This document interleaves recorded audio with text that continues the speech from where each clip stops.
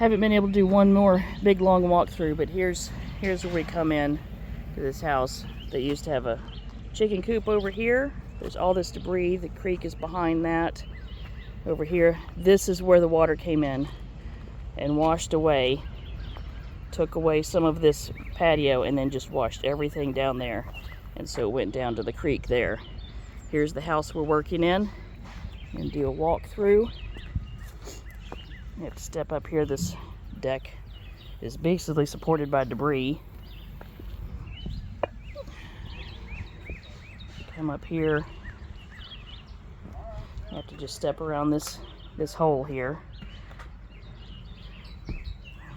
This whole wall's gone. That's where it got washed out. So this was the kitchen.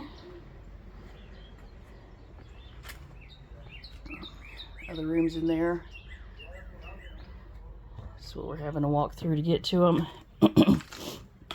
But you'll see the line where the water got to.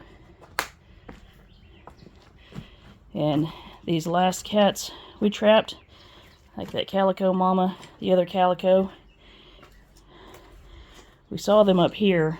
And what's interesting is the son of the homeowner, so this is a bedroom in here. Stuff got washed in here and blew this door closed. This door was locked closed. These cats stayed up here.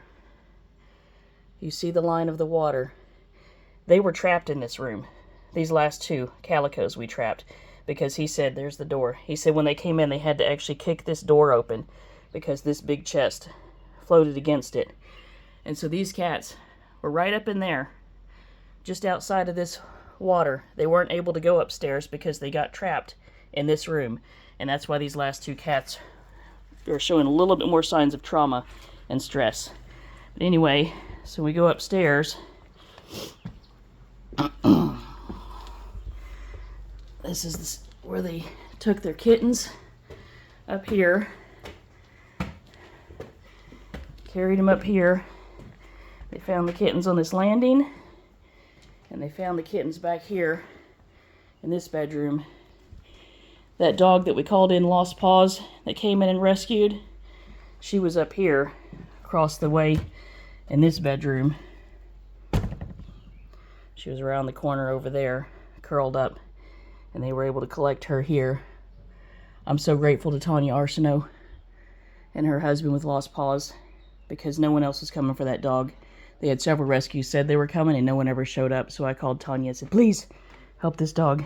Anyway, this is where we've been trapping. Here at the top of this landing. It's where the cats came. You can tell, anyone that knows you, this house is, yes, it is a hoarding house. And I'm going to tell more about that story after the dust settles from all of this.